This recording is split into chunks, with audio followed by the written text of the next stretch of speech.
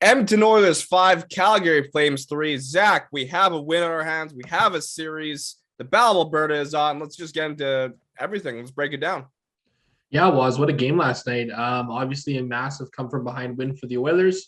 You go down 2-0 6 minutes into the game and you're feeling shades of game one all over again. They were two bad goals. The first one, the Michael Stone point shot, I think is one that Smith needs to have a save on, considering it was low to the ice. The second one, obviously some defensive lapses off the face-off draw. But again, you'd like to see Smith kind of cover that one up, right?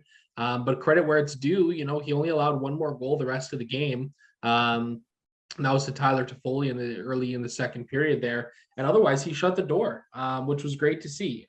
Smith is a very frustrating player to watch because he can be so up and down all of the time. But at the end of the day, he was one of the big reasons why the Edmonton Oilers were able to win that game in general. And then, you look at Connor McDavid, and it's what we're watching is absolutely unbelievable. It's just, he is producing at a rate that is almost unheard of. He's up to 20 points in 9 games right now. I was looking at it last night. Last year's playoffs, leading scorer was Nikita Kucherov, who had 32 points in about 20, I think it was 23 games, something like that, in the mid-20s.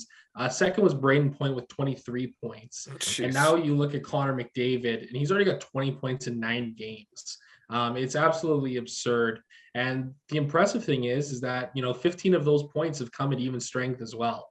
So really, when you look at it, his 15 even strength points are 2 points more than the next player not named Connor McDavid in all situations. Oh my God. It's Carter Verhaeghe, who has, 13 points, which is a respectable number. 13 points in 9 playoff games. That's great production. But it just goes to show that the level that Connor McDavid has elevated his game to. He's almost single-handedly helping will this team back to victory. And hey, we got a series now. It's a 1-1 tie. The Oilers split the series. I thought Zach Hyman was another big reason why the Oilers are going back with this series split. He had a great game, scored a massive 2 goals for the Oilers. Unfortunate that one of them was called back. But a shorthanded goal like that from Hyman to take a lead late in the game like that, wow, just worth every penny he's been. 100%. All around, just an absolutely impressive performance by the club. One player you're giving a lot of love on Oilers Nation. If you haven't, go check out Zach's Day After. Great article. Duncan Keith, he had a fantastic game, honestly. One of the better ones he's had in an Oilers uniform. Yeah, I think he had a really solid game last night. He had a 3-point performance, scored a massive goal for the team in the first period that really injected some life into the club. And then, he set up Connor McDavid with that goal in the second period. And that was a really nice feed from him to kind of thread the needle. He added up another assist towards the end of the game there. And, he's another one of those guys where I'm happy to be wrong about. I'm very critical about Mike Smith, and I'm very critical about Duncan Keith. But at the end of the day, there's nothing I like more than being proven wrong when it comes to, my analysis of these players. Sorry, go ahead. No, I was just gonna say, at the end of the day, yeah, Keith was out there for that second goal against. It was part of the reason that the cover assignment off the draw was blown, but he responded well. He got a big goal back for the Oilers and really helped keep him in it all night.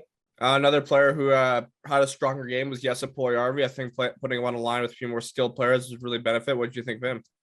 Yeah, I thought Puljujarvi had a really strong game. We only played about 8 minutes. He kind of only got 2 shifts in the third period, didn't really see the ice a whole lot, but he's making the most of his time on ice, and I think that's what's really important.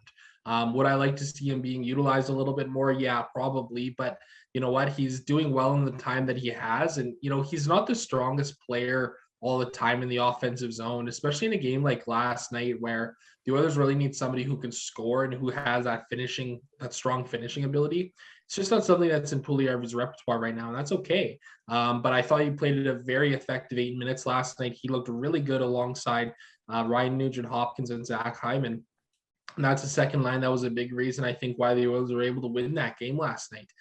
You look at the way that Nugent-Hopkins plays when he's got guys that can actually support him offensively and defensively as well. And it's just a totally different animal. But yeah, I was really happy with Puljujarvi's game last night.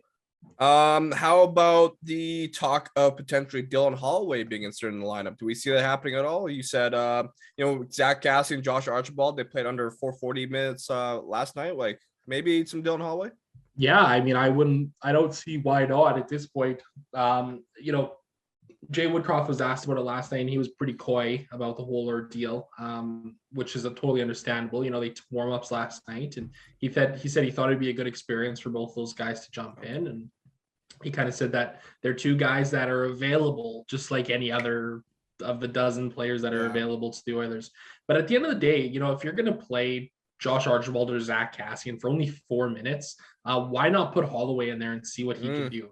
Holloway's got the offensive upside. He's got the two-way playability. He's somebody who mucks it up. Like, he's actually a pretty gritty player. He loves the post-whistle scrums. And this is stuff that we saw in his time in Bakersfield. So, my mindset is sort of, hey, if you're going to just play a guy for 4 minutes, let's play a rookie and see what he can do. And then I guess to look forward, game 3 tomorrow, 6 p.m. in Edmonton. Are we expecting a bit of a stronger performance from the Oilers, or will the Flames clean it up a bit? Yeah, well, we're coming home with the series split, like I mentioned earlier, and I think that's massive for this team. I think they need to come out with some jump tomorrow. They need to find a way to score the first goal. I think they need to take control of the game at home ice. It's going to be an important one. It's a pivotal game in the series already. If the Oilers can go up 2-1 here, that would be huge for their hopes of coming out on top in the series as a whole. So look for a much better start for the Oilers. And look for them to continue up with that resilient play that we're seeing from them. They've talked the talk and they're walking the walk right now. And I think one thing I want to mention is this is actually something we talked about in the LA series, is how when the Oilers, they've struggled to come back when they're down 2-0.